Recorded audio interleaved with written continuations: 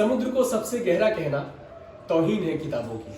अपूर्वा श्रीवास्तव जी की ये लाइन कितनी प्यारी लाइन है।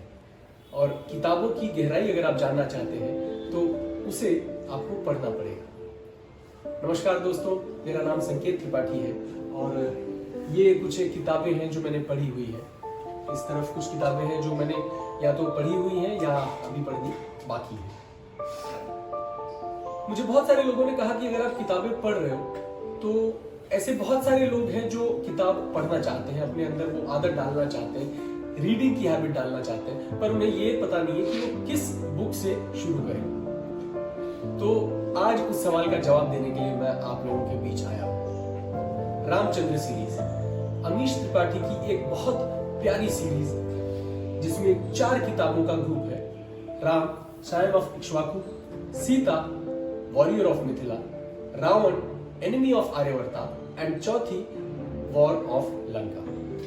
एक there is a way of writing जिसे मल्टीलिनियर वे ऑफ राइटिंग कहते हैं, जहां पे एक इंसिडेंट होता है उसे मल्टीपल किरदार से और मल्टीपल पर्सपेक्टिव से समझाया जाता है। इन पहले 3 किताबों में किरदार के जन्म से लेकर सीता हरण तक की कहानी है और चौथी जो किताब है वॉर ऑफ लंका वो सीता हरण से शुरू होती है और इट कंक्लूड्स जहां पे राम वापस अपने घर आते हैं। तो यही सीरीज क्यों? पहली बात, हम में से शायद ही ऐसा कोई होगा जिसे राम, सीता, रावण या रामायण के बारे में पता ना हो। तो जब आप एक किताब पढ़ेंगे तो आपको उन किरदारों को समझने में, इंसिडेंट्स को समझने में ज्यादा मुश्किल नहीं होगी, आपको बहुत रिलेटेबल लगेगा, जो कि शुरुआती दौर में किताब पढ़ते वक्त बहुत ज्यादा जरूरी होती है। दूसरी बात, रामायण में आप सभी के पास बहुत सारे ऐसे सवाल होंगे जिनके जवाब हमारे पास ऐसे होते हैं कि जो हमें हम खुश नहीं होते उन जवाबों से।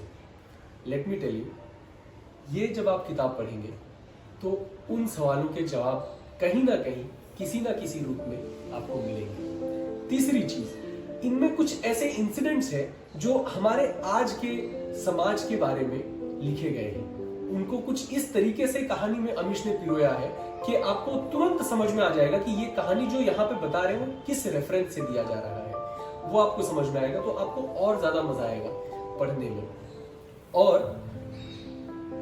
एक बात और कि हम सब रामायण की कहानी जानते हैं, लेकिन इतना मेरा वादा है कि जब आप ये चारों किताब पढ़ लेंगे तो रामायण को आप एक बहुत ही नए पर्सपेक्टिव से देख पाएंगे। एक नया एंगल आपको लगेगा कि हाँ यार ऐसी भी तो हो सकती है रामायण, या राम की कहानी, सीता की कहानी, आपको लगेगा कि हाँ यार ऐसी भी तो हो सकती है कहानी। एक बात और, मेरी आपसे रिक्वेस्ट होगी, वैसे तो आपकी मर्जी, आप जो किताब पहले पढ़ना चाहे पढ़ सकते हैं। मेरी आपसे रिक्वेस्ट होगी कि सबसे पहले आप राम पढ़िएगा, तब सीता, तब रावण और तब वॉर ऑफ लंका।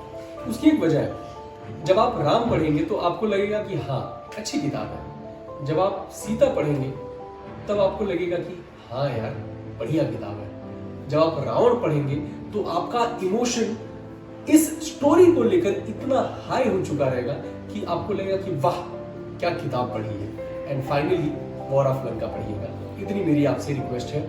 और अगर आप चाहते हैं कि मैं बुक रिव्यूज करूं, कंटिन्यू करूं, जो किताबें मैं पढ़ता हूं, रिकमेंडेशंस करूं, तो कमेंट सेक्शन में जरूर मुझे बताइएगा।